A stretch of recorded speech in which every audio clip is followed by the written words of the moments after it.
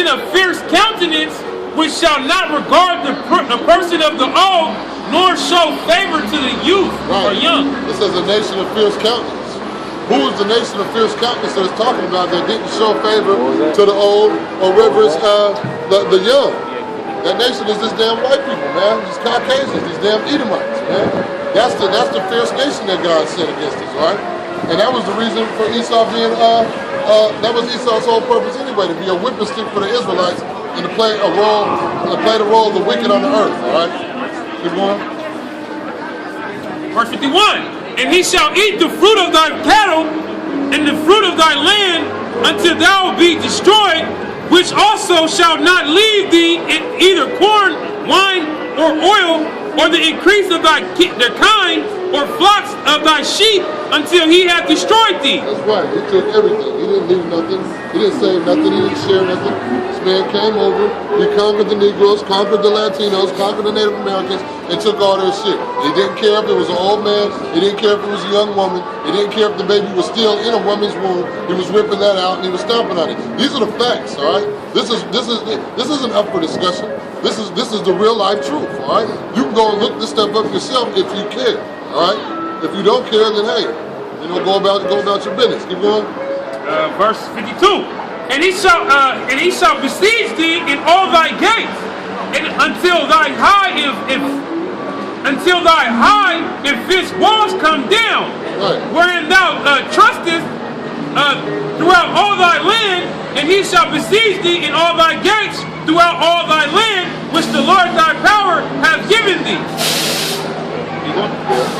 And thou shalt eat the fruit of thine own body, the fruit of thy sons and of thy daughters, which the Lord thy power hath given thee, in the siege and in the straitness wherewith thine enemies shall distress thee, so that the man that is tender among them. You just read 48 and 50?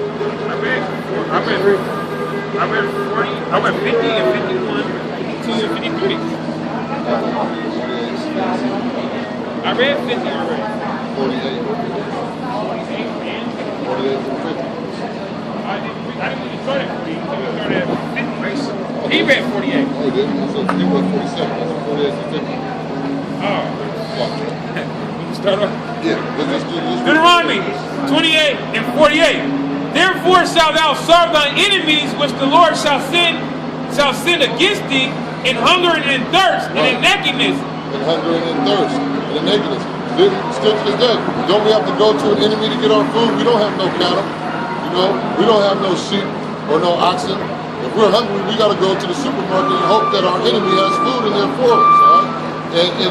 And on a deeper note, in slavery, who do we have to go to eat? Like, we literally had to be fed by this man. And what did he feed us? He fed us the worst things that he could feed us on the farm.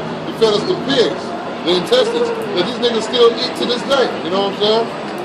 Keep going. And not only that, when we wanted clothes, didn't we have to go to this man to get dressed? Didn't he have to clothe us as well? Did this ever happen to these people claiming to be the Jews in Israel? This never ever happened to them.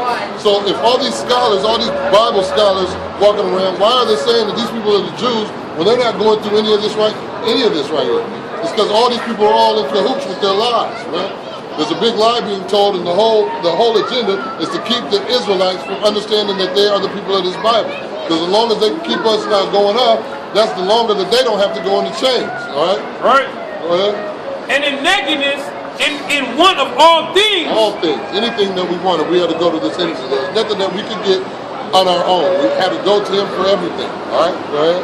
And he shall put a yoke of iron upon thy neck until he have destroyed thee. A yoke of iron is a big thing of iron that they would put around the neck that had bars that extended out a certain length, so that a slave couldn't get out of a doorway and escape. All right.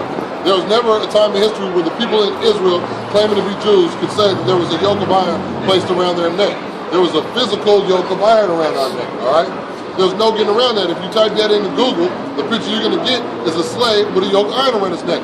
Now, we're not no rocket scientists, all right? We don't have We're not archaeologists. We don't fly around the world and dig up fossils and things like that. So how are we able to find this out? But all these Bible scholars who put together Bible dictionaries, all these preachers, these bishops, why don't they know this, all right? Well, this is very easy to understand, all right?